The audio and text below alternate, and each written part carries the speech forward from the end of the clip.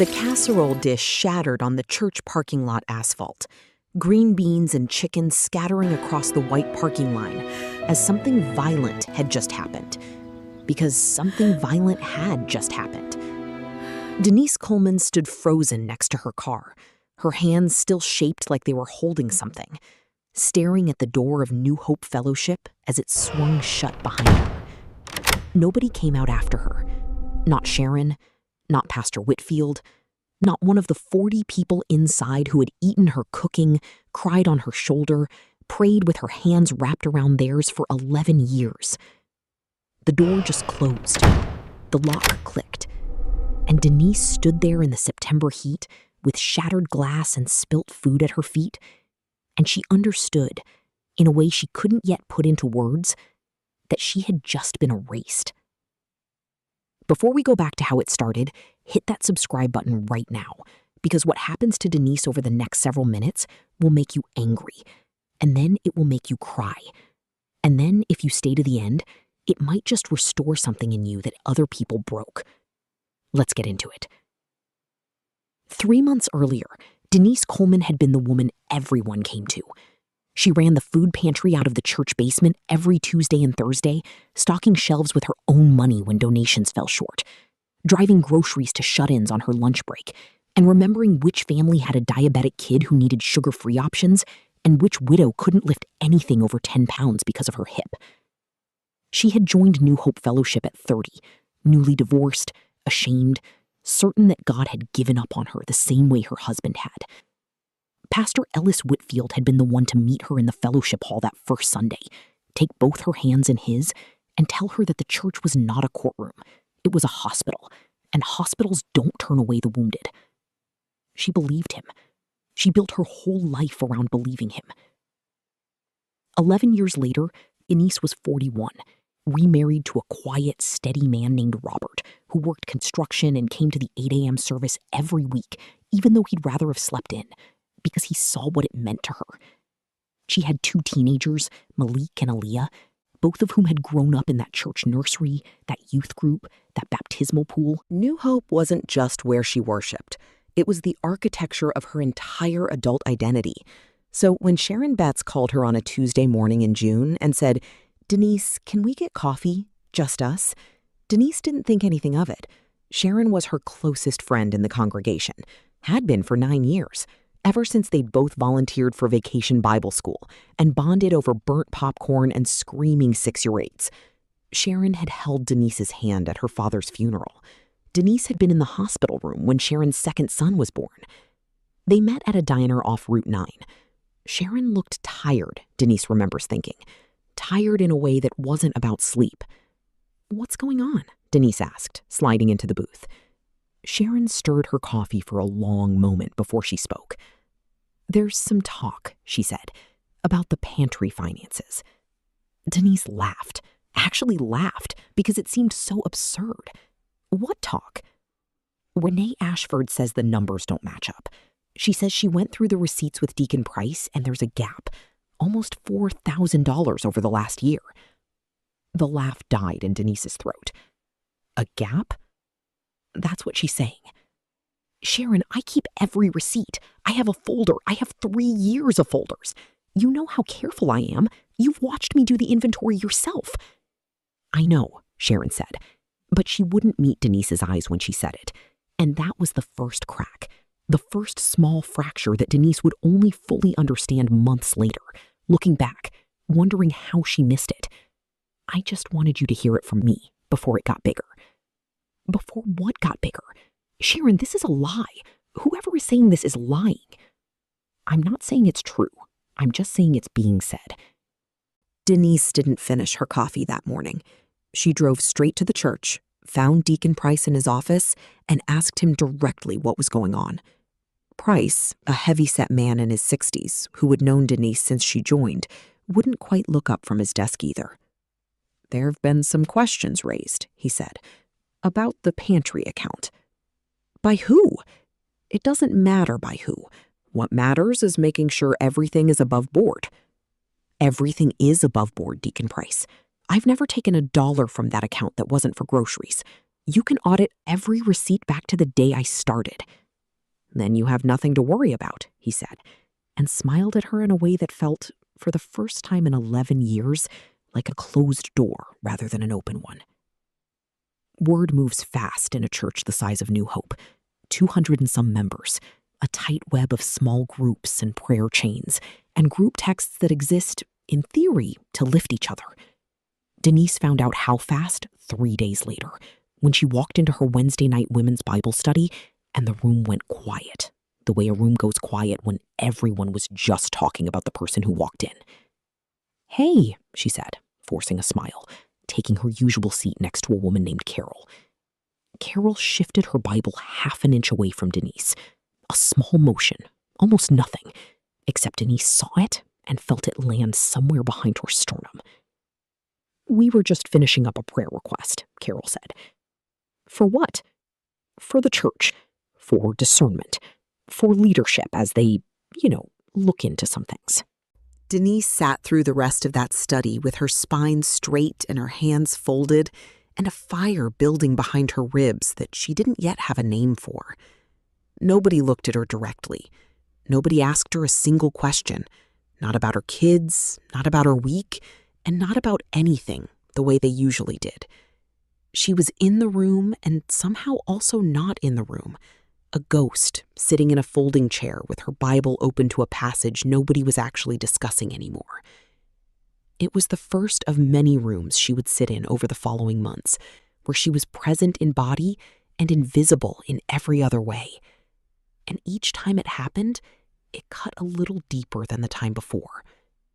She told Robert about it that night, sitting on the edge of their bed while he took off his work boots. "They think I stole $4,000, she said, and her voice cracked on the word stole, because in 9 years of marriage, Robert had never once heard his wife accused of dishonesty, and neither had she. Who's saying this? Renee Ashford. Sharon says it started with her. The new elder's wife? The one who's been there, 8 months? Yeah." Robert set his boot down slowly. "Denise, that woman's been trying to get her daughter into a leadership position since the day she walked through those doors. You told me that yourself." Denise hadn't put those two facts together until Robert said it out loud. And when she did, something cold settled in her stomach. Because Renee Ashford's daughter, Kayla, a 24-year-old with a business degree and very little patience for volunteer work, had in fact mentioned, more than once, in more than one conversation, that she thought the pantry could be run more efficiently and with better structure. Denise had smiled and nodded and thought nothing of it at the time. Now it sat in her stomach like a stone. "You think this is about the pantry position?" she said slowly. "I think you should find out fast before it becomes about a lot more than that." He was right. It became about a lot more than that within 2 weeks. The following Sunday, Pastor Whitfield pulled Denise aside after the second service and guided her by the elbow into the small conference room off the sanctuary where the elders usually met before big decisions. Denise's stomach dropped the second she saw who else was in the room. Deacon Price, Marcus Ashford, Renee's husband, and Renee herself, sitting with her hands folded in her lap and an expression of practiced, sorrowful concern on her face that made Denise want to scream. "Denise, thank you for coming in," Pastor Whitfield said, his voice smooth in the way it always was, the voice that had comforted her at her lowest and was now, somehow, being used against her. "We wanted to talk with you directly about the concerns that have been raised." "I'd love to talk about them directly," Denise said, "because so far all I've gotten is secondhand rumors and closed doors." "There's no need for that tone," Marcus Ashford said. "My finances are being questioned in front of the entire women's ministry, and you're telling me not to have a tone?" Renee spoke up then, soft and wounded, the way people speak when they want a room to feel sorry for them instead of the person they've actually wronged. "Denise, I want you to know this isn't personal. I only raised it because I care about the integrity of this ministry." "You raised it because you want your daughter to have my job," Denise said, and the room went still, because apparently no one had expected her to say the quiet part out loud, even though it was true, even though everyone in that room, except maybe Pastor Whitfield knew it was true. "That is a serious accusation," Renee said. And for just a moment, something flickered across her face that wasn't quite anger, something closer to fear. The look of a woman 8 months into a new church who had never quite felt like she belonged either, who had built her own sense of place around her daughter's ambitions because she didn't yet trust that she had a place of her own. It wasn't an excuse for what she'd done, but it was there, briefly, before her composure closed back over it. Pastor Whitfield raised both hands like he was calming a spooked animal. "Let's bring the temperature down. Denise, no one is accusing you of anything yet. We simply need to do our due diligence. We're asking you to step back from pantry operations for a few weeks while Deacon Price reviews the books." "Step back?" Denise repeated. "It's a formality. 11 years, Pastor. 11 years, and you're telling me to step back over an accusation from a woman who's been here 8 months and wants my position for her daughter?" "Denise?" His voice had an edge to it now, one she'd never heard directed at her before.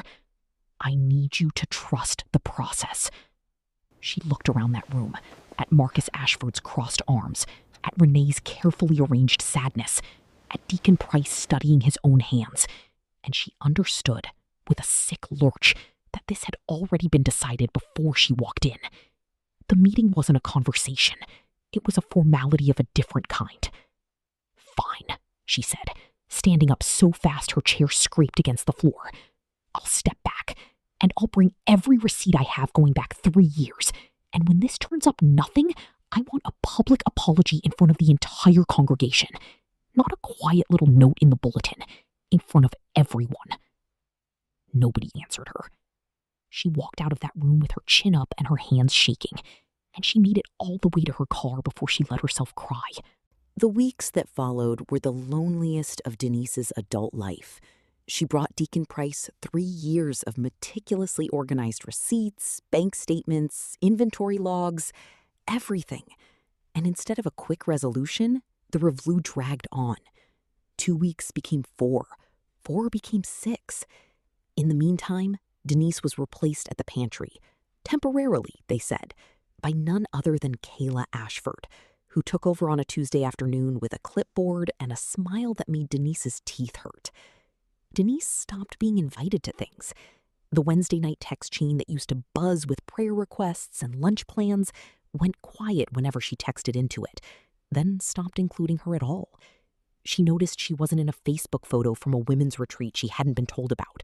She noticed Sharon's calls slowed from daily to weekly to almost nothing. By the time Sunday services rolled around each week, the pattern had become so familiar it barely surprised her anymore. The family that usually sat behind her and Robert finding seats across the sanctuary. The greeting time handshakes that reached Robert but somehow never quite reached her. The eyes that found anywhere else to land. 6 weeks of it wore a groove into her that would take a long time to smooth back out.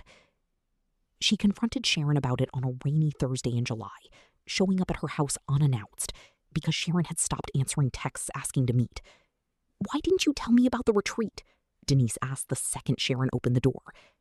Sharon's face did something complicated, guilt and discomfort wrestling for the surface. "Denise, it's not a good time." "When is it going to be a good time, Sharon? It's been 6 weeks. 6 weeks of people I've known for a decade acting like I have a disease." "People are just being careful." "Careful of what? I haven't been charged with anything. I haven't even been accused of anything officially.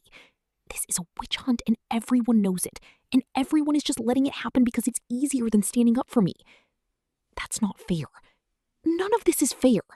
Denise's voice cracked, loud enough that a neighbor 2 doors down glanced over. She lowered it, but the fire in it didn't die down.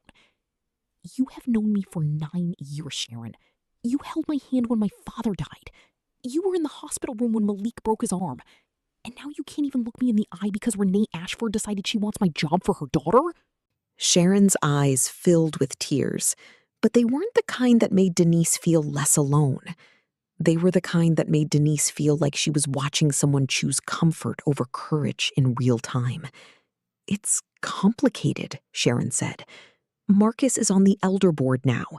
If I take your side too loudly, It could cost Tom his deacon nomination. And there it was, the whole rotten architecture of it, laid bare in one sentence. It was never about the pantry. It was never about the money. It was about power and position, and who was willing to sacrifice a friendship of 9 years to protect their husband's chance at a title.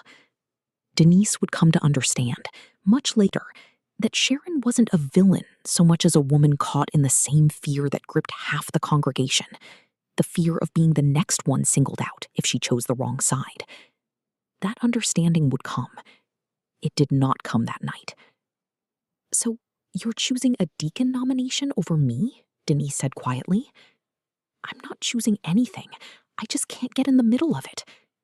"Not getting in the middle of it is a choice, Sharon. It's the choice you're making right now, standing in that doorway." Denise walked back to her car in the rain, and she didn't cry until she was 2 blocks away, because she refused to let Sharon see it happen through the window. Within days of that conversation, an anonymous letter circulated among the elders, unsigned, claiming to have additional concerns about Denise's conduct, vague enough to be unfalsifiable and specific enough to sound credible, that she had been difficult and combative when questioned, that she had a pattern of controlling behavior in the pantry, and that multiple volunteers felt uncomfortable working under her. Denise never learned who wrote it. She had her suspicions. She never got confirmation, because by the time she asked to see it directly, she was told it was confidential, for the elder board's discernment process only.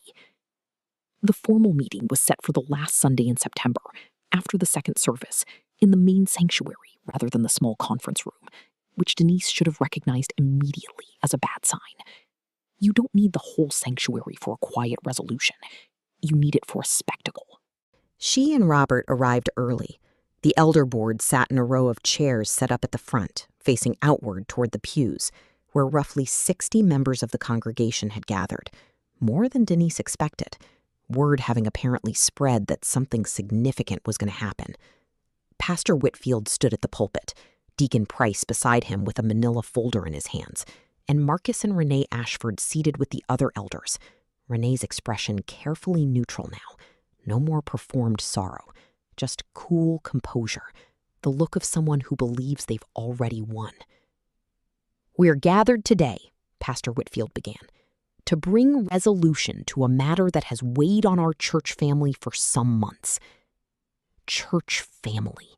Denise almost laughed out loud at the phrase, bitter and short, because whatever this was, it was not family. Not anymore. Maybe not ever. Deacon Price stood and opened the folder. "After a thorough review of the pantry financial records," he said, and Denise's heart lifted for half a second, thinking finally the truth is about to come out. "We were unable to identify any missing funds. Every receipt Denise provided was accounted for." A murmur ran through the pews. Denise exhaled for the first time in what felt like weeks and reached over and squeezed Robert's hand. "However," Deacon Price continued, and the word landed like a blade, "the board did receive several additional statements from members, raising concerns about conduct, communication style, and overall fit within ministry leadership." "Conduct," Denise repeated, standing without meaning to. "You just said there's no missing money. There was never any missing money, and now you're pivoting to conduct?" "Denise, please," Pastor Whitfield said. "Let the process finish." "The process was supposed to be about theft. I was accused of theft in front of this entire church. Now that it's proven false, you want to talk about my conduct?" "There have been concerns raised about how you've responded to this situation. Some have described your behavior as combative, even hostile." "Of course I'm hostile. I was falsely accused of stealing from poor families for 3 months while my closest friends stopped speaking to me, and my own church toned its back on me in the greeting line. What did you expect? Gratitude?" A ripple of discomfort moved through the congregation. A few people nodded slightly, sympathetically, but far more sat frozen, unwilling to be seen taking a side. "Denise," Renee Ashford said, standing now too, her composure cracking just slightly at the edges, I think what this reveals is exactly the kind of temperament that concerned us in the first place. You mean the temperament of a woman defending herself against a lie you started? I never said you stole anything. You told Sharon there was a $4,000 gap. You told Deacon Price the numbers didn't match. You started this. I raised a concern in good faith. You raised a concern because your daughter wanted my position, and everyone in this room knows it. They're just too scared to say it out loud. Kayla Ashford, sitting near the front, flushed red and looked down at her lap. Marcus Ashford stood now too, his voice booming across the sanctuary. That is enough. You will not speak to my wife that way in this church. I'll speak to whoever destroyed my reputation however I need to, Denise shot back. And she could feel Robert's hand on her arm now, gently, trying to ground her. But the dam had broken, and 11 years of devotion and 3 months of humiliation were pouring out of her all at once. 11 years. 11 years I gave this place. I fed people out of my own pocket when the offering ran short. I sat with dying members in hospice. I taught your daughter's Sunday school class when she was 7 years old, Marcus. Do you remember that? And the second someone with a grudge decides they want what I built, you all turn on me like I'm a stranger. This is exactly the hostility we're talking about, Renee said, turning toward the congregation as if performing for them. Do you see what we've been dealing with? You have not been dealing with anything, Denise said, except your own guilty conscience. Pastor Whitfield finally stepped forward, raising his hands for quiet, and when the sanctuary settled, his voice took on the tone Denise recognized from 100 sermons, calm, authoritative, and final. In light of the tension this situation has created, and out of concern for unity within the body, the Elder Board has decided that Denise will step down from all ministry positions effective immediately. This isn't a punishment, it's a path toward healing for everyone involved. Denise stared at him. You're firing me. We're asking you to step back. After proving I did nothing wrong. This isn't about the Manu anymore, Denise. No, she said, quiet now, dangerously quiet. It's about control. It's about the fact that a woman who's been here 8 months decided she wanted my ministry for her daughter, and instead of standing up for the person who actually built it, this entire church chose comfort over truth. Nobody in the sanctuary said a word. 60 faces, people whose homes she'd visited, whose children she'd taught, whose grief she'd carried alongside them, sat in silence while their pastor dismantled 11 years of her life in under 10 minutes. Denise would think, much later, that Pastor Whitfield likely believed every word he said about unity, that in his mind he was holding together a fragile congregation rather than sacrificing the person who had held it together for over a decade. Believing it didn't make it true.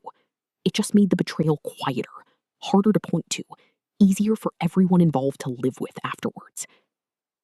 I think it's best if you and Robert step outside while the board finalizes next steps, Pastor Whitfield said. Denise looked at Sharon, sitting 3 rows back, staring hard at her own hands. She looked at Carol, at a dozen faces she'd once called friends, and every single one of them looked away. She walked out with Robert's hand pressed against her back, and this time the door didn't just close behind her. It locked. The sound of the deadbolt sliding into place audible even from the parking lot, a physical, undeniable period at the end of an 11-year sentence. That was the moment the casserole dish shattered. She'd been holding it, the one she'd brought that morning for the after-service potluck, an old habit, an offering, still hoping, even walking into that meeting, that this would somehow end in reconciliation rather than exile. When the door locked behind her, something in her hands just let go, and the dish hit the asphalt and broke into a dozen pieces. Green beans and chicken scattered across the parking spaces like the wreckage of everything she'd believed about who these people were.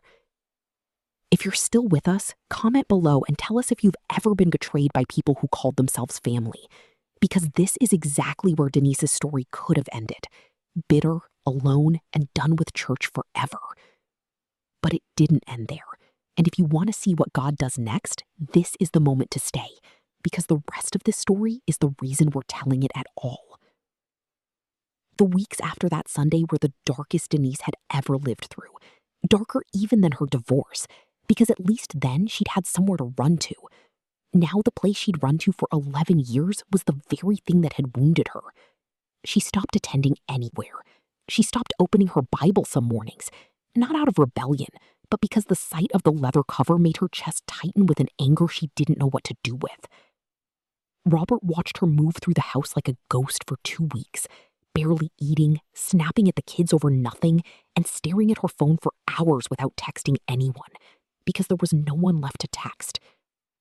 Malik, 16, asked her one night at dinner why they didn't go to church anymore, and Denise had to excuse herself from the table because she couldn't answer without crying in front of her son. "I don't understand," she said to Robert that night, sitting on the edge of the bed in the dark.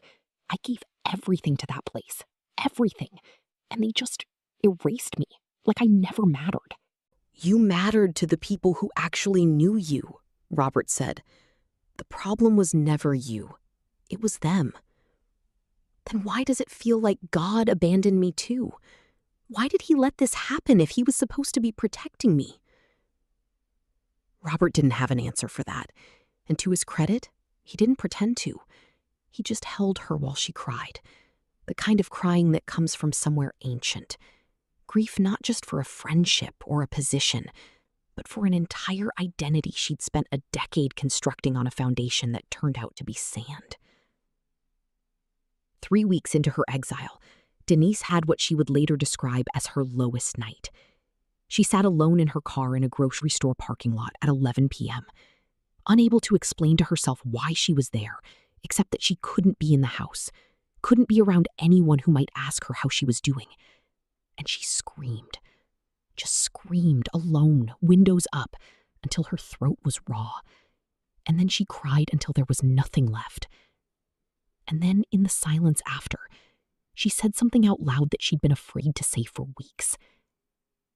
"Where were you?" No thunder, no voice, just the hum of the grocery store's parking lot lights and the distant sound of a shopping cart rattling across pavement. "I gave them everything," she said, quieter now, almost a whisper. "And you let them destroy me. Where were you?" She sat with that question for a long time, longer than she'd sat with anything in years, and something strange happened in the silence. She didn't get an answer, not really, not the kind you can point to. But she remembered, unbidden, a moment from years earlier, before New Hope, before Robert, back when she was a newly divorced 28-year-old sitting in her car outside a different building entirely, terrified, alone, certain God had given up on her. And she remembered surviving that. Not because a church saved her, because something steadier than any building had carried her through it. She didn't feel healed that night, but she felt, for the first time in 3 weeks, like she could breathe.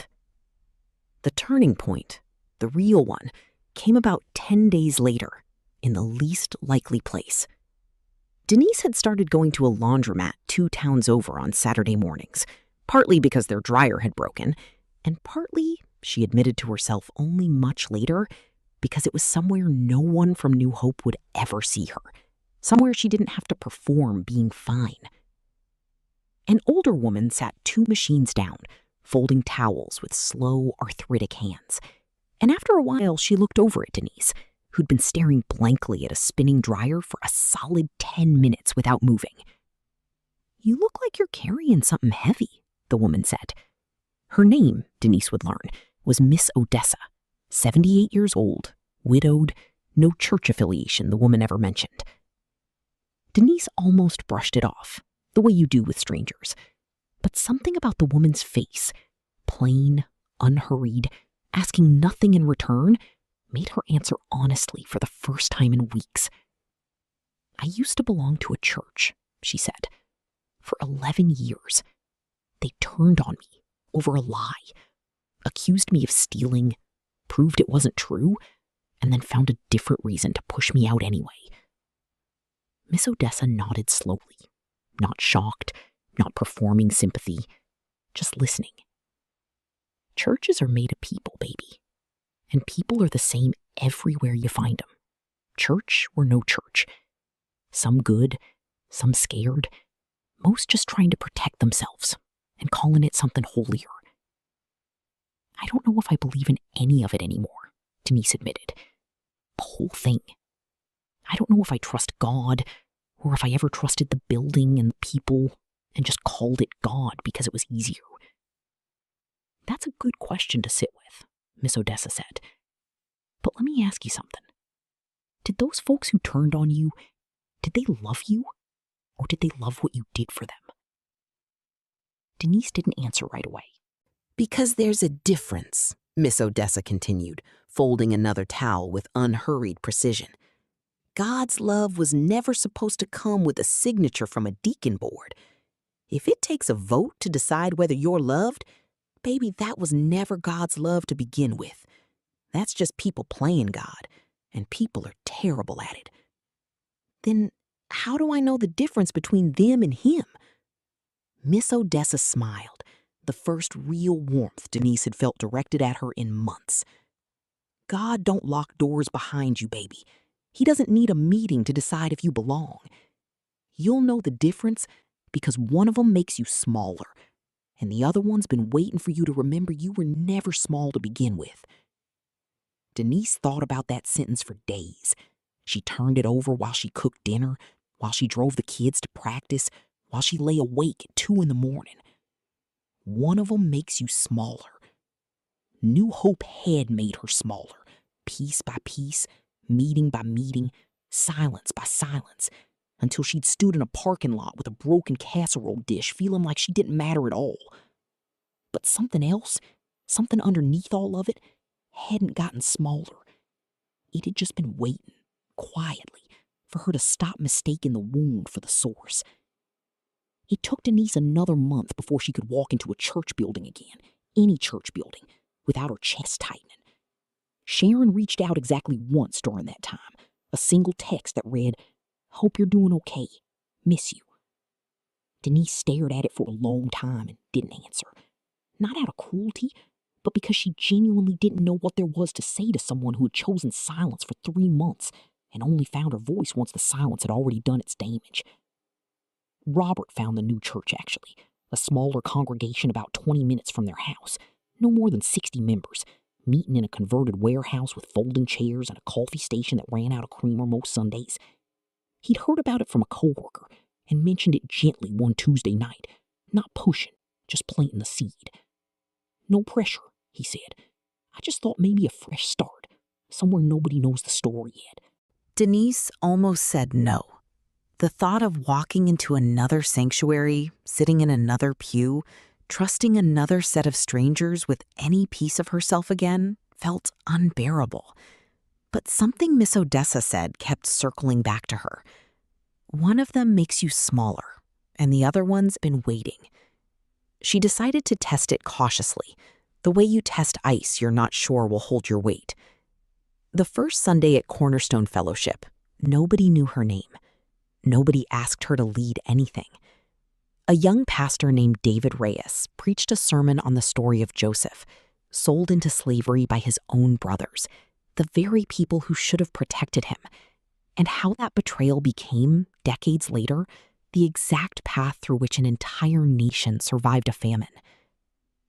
Denise sat in the back row, arms crossed, guarded, and felt something crack open in her chest anyway, despite herself.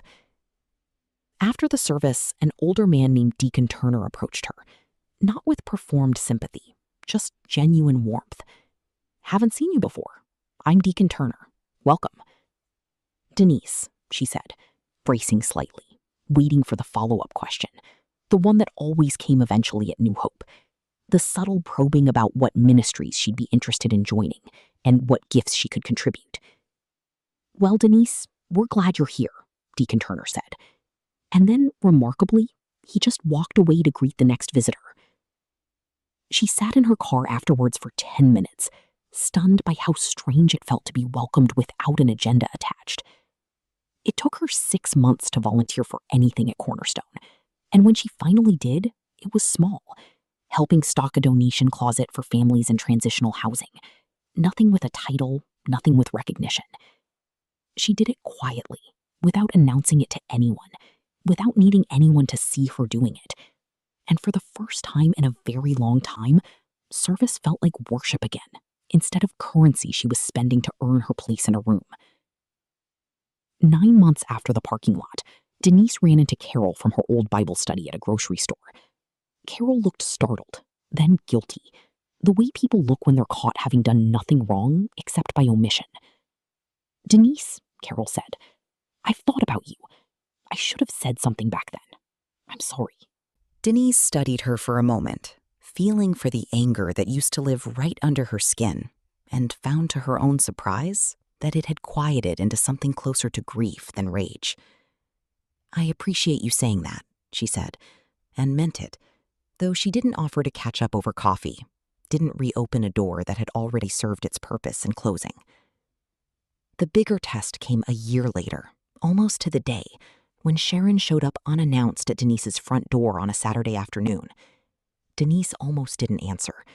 She stood at the window for a moment, watching Sharon shift her weight on the porch, and felt the old ache rise, sharp and immediate, before deciding deliberately that she wasn't going to let that ache decide for her. She opened the door. "I know I have no right to be here," Sharon said, before Denise could say anything. Her eyes were red, like she'd been crying in the car before working up the nerve to knock. "I've wanted to come for months. I just didn't know how to face you." "Why now?" Denise asked, not unkindly, just honestly.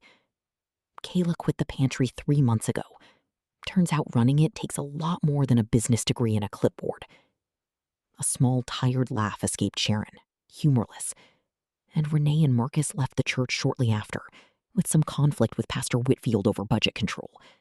It's like watching everything they built on your back just collapse, because none of it was ever actually built on anything real."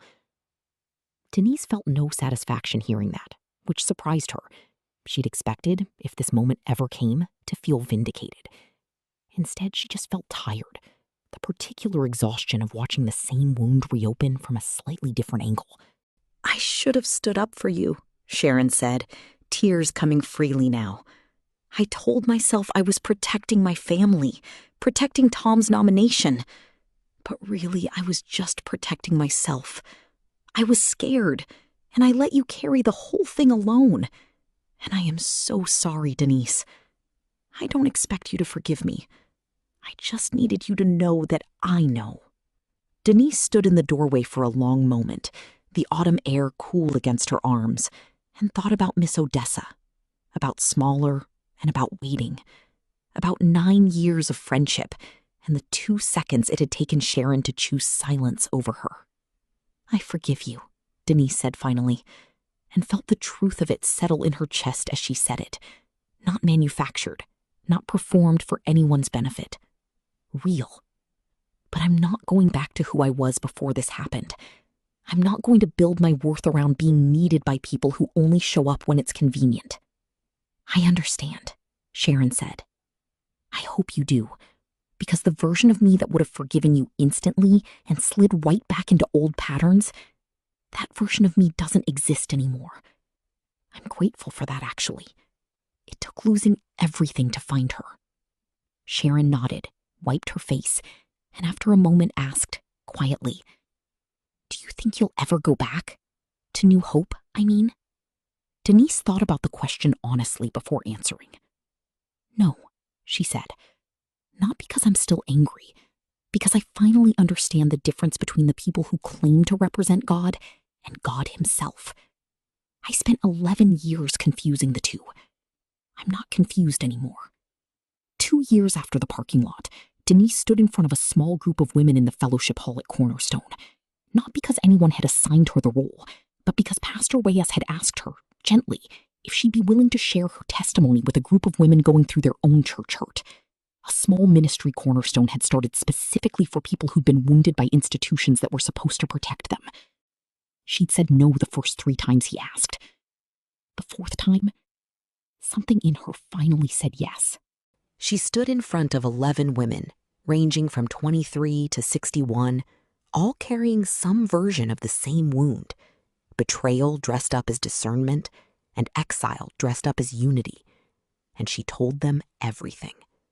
The casserole dish, the locked door, the $4,000 that never existed, Sharon's silence, Renee's manufactured sorrow, the screaming in the parking lot, Miss Odessa and the laundromat, and the sentence that had cracked something open in her when nothing else could. "I used to think," Denise told them, her voice steady in a way it hadn't been in years, "that if the church rejected me, God had rejected me too. I thought they were the same thing. I built 11 years of my identity on believing they were the same thing. And it took losing all of it, everything, my ministry, my closest friendship, my sense of who I even was, to understand that God was never behind that locked door with them. He was in the parking lot. He was in the grocery store parking lot at 11 at night when I screamed at him. And he didn't strike me down for it. He just waited. He was in a laundromat, in the voice of a woman who owed me nothing and gave me everything anyway. He was never absent. I just kept looking for him in the wrong building." One of the women in the group, a woman in her 50s named Patricia, who'd been asked to leave her choir position after refusing to cover up an affair she discovered involving a staff member, started crying quietly. Denise walked over, knelt beside her chair, and took her hand the same way Pastor Whitfield had once taken hers, except this time there was no agenda behind it, no institution to protect, nothing to gain. "They don't get to take him away from you," Denise said. "That's the one thing they never actually had the power to touch, even when it felt like they took everything else."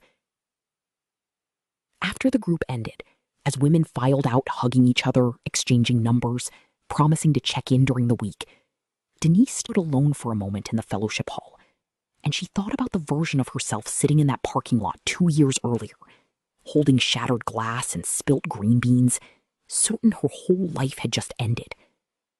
That woman had been wrong. Her life hadn't ended. It had finally, painfully, necessarily begun to belong to her again. Robert picked her up that evening, and when he asked how the group went, she just smiled and said, "Good, really good," and meant it in a way she hadn't meant anything in a long time. 6 months later, Denise received a letter in the mail, an actual letter, handwritten, from Pastor Whitfield. She almost didn't open it. When she finally did, sitting at her kitchen table with a cup of coffee going cold beside her, she read 3 paragraphs of careful, cautious language, an acknowledgement that the process could have been handled with more grace, an admission that unity was pursued at the expense of individual justice, and a hope that she was doing well and walking in peace. There was no direct apology, no admission that Renee had lied, that the elder board had known the accusation was baseless before they ever locked that door, that 11 years of devotion had been discarded to avoid a political headache with a new elder's family. It was the kind of letter written by someone protecting an institution's legal exposure as much as extending genuine remorse, and Denise recognized that immediately. The same careful, practiced language that had once made her feel so safe and now just sounded hollow. She didn't write back. Not out of bitterness, she realized, examining the feeling carefully, turning it over the way she'd learned to turn over every emotion since that night in the parking lot. She simply had nothing left to prove to that room, and nothing left to receive from it either.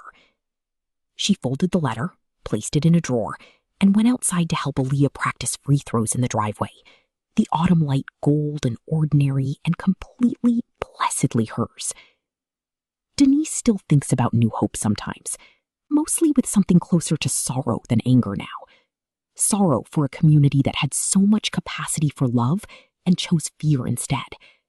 Sorrow for people like Sharon, who let a title matter more than a friendship. And sorrow for Pastor Whitfield, who she believes even now genuinely thought he was protecting something worth protecting, even as he sacrificed a woman who'd given that place 11 years of her life to do it. But when she thinks of God, she doesn't think of that locked door anymore. She thinks of a parking lot at 11 p.m. and a laundromat on a Saturday morning, and a folding chair in a warehouse church where nobody asked her for anything before deciding she belonged. She thinks of Miss Odessa's crooked, arthritic hands folding towels and speaking the truest sentence anyone had said to her in a decade. She thinks of 11 women in a fellowship hall, crying and healing together. Proof that what was broken in one room could be rebuilt slowly and honestly in another. Her church family betrayed her. Every single one of the people she trusted most chose silence or self-interest or fear over standing beside her when it cost them something. But God never did. He was never behind that locked door in the first place. He was already waiting for her on the other side of it. Patient, unhurried, in a parking lot, in a laundromat, in a warehouse with folding chairs and a coffee station that always ran out of creamer. Waiting for her to stop looking for him in the wrong place and to finally come home.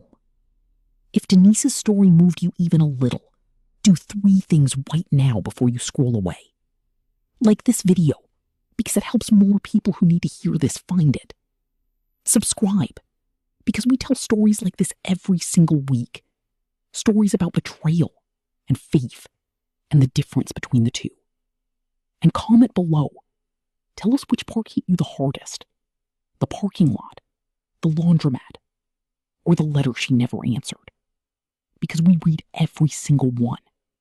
And your story might be the reason someone else finds the courage to keep believing tonight. Thank you for staying until the end. We'll see you in the next one.